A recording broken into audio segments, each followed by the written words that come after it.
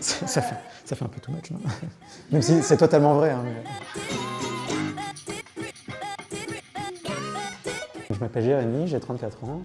Je bosse dans l'informatique depuis que j'ai débuté ma carrière. J'ai travaillé en CDI dans diverses sociétés. Ensuite, je me suis lancé à mon compte. Et ensuite, j'ai cofondé une start-up. Et après celle-ci, j'ai décidé récemment de me remettre à mon compte. Je suis ingénieur en informatique. J'ai commencé en faisant 3 ans d'alternance dans une SS2I parisienne qui édite des solutions de paiement. Ensuite, j'ai travaillé dans le monde de la rencontre sur un site web qui s'appelle Mektoub.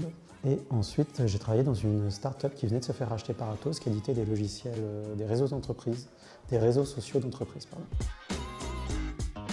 J'avais un collègue de promo d'ingénieur qui était passé freelance quelques années avant et qui me disait tout le bien qu'il pensait de cette situation et notamment qu'il gagnait beaucoup plus d'argent. Il m'a tellement fait de lobbying qu'au bout d'un moment, je me suis lancé en fait.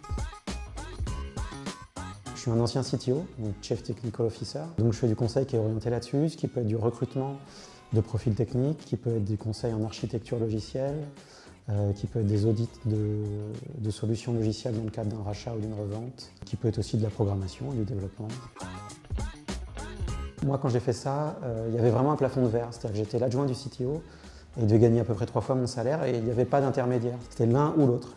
Maintenant, c'est un peu changé, il y a des fonctions de management avancées ou d'expertise informatique où on arrive à des très bons salaires, mais ce n'était pas le cas il y a une dizaine d'années en France. Et le point le plus positif, du coup, c'était d'arriver, au-delà de gagner de l'argent, c'était d'arriver à dépasser ça. C'est-à-dire qu'effectivement, on me payait ce qu'on m'aurait payé dans un contexte international ou aux États-Unis pour une expertise informatique à un salaire qui était bien supérieur à celui qu'on me payait avant. Ce que j'aime le moins, c'est précisément dans le fait d'être freelance en informatique, c'est-à-dire que assez régulièrement, la contrepartie, parfois, d'une bonne rémunération, c'est qu'on nous appelle un peu en pompier sur des missions où tout brûle, où on est expert et donc il faut solutionner. Et parfois le contexte il est très très brûlant, quoi, et donc forcément c'est pas toujours les missions les plus plaisantes en fait qu'on prend.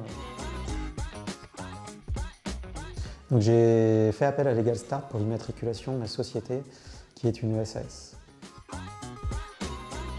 Je l'ai fait une première fois pour ma première société, puis pour la deuxième fois, je n'avais pas forcément envie de refaire les démarches. J'ai contacté mon avocate, effectivement, qui m'a proposé un tarif selon elle avantageux, mais selon moi pas forcément. Et j'ai contacté mon ancien comptable qui pouvait le faire aussi, qui faisait un tarif meilleur, mais qui lui-même m'a dit écoute, si tu veux, que tu es à l'aise, prends Legal Start et moi je te ferai ta comptabilité, mais pour l'immatriculation, prends Legal Start, ça coûtera moins cher, quoi.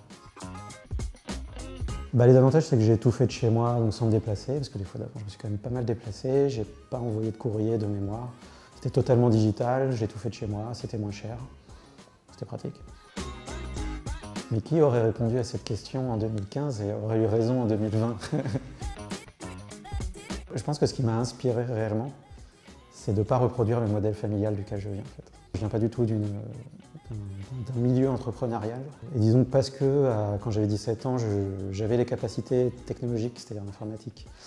Et j'avais, disons, un ami qui avait un fonds de commerce, on va dire, dans un secteur. Je lui ai proposé de monter une société autour de ça parce que je trouvais ça intéressant et je pensais que ça pouvait m'offrir un avenir différent que celui qui était peut-être tracé pour moi.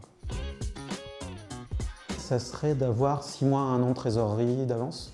De trésorerie, c'est-à-dire juste de quoi payer son loyer et ses charges personnelles parce que les débuts peuvent être difficiles, ça marche quand même par le réseau pas mal, donc le réseau il se constitue au fur et à mesure. En étant entrepreneur ou en étant freelance, c'est plutôt une course de fond qu'un sprint, donc il faut mieux vraiment être sécurisé sur différents aspects, dont l'aspect financier.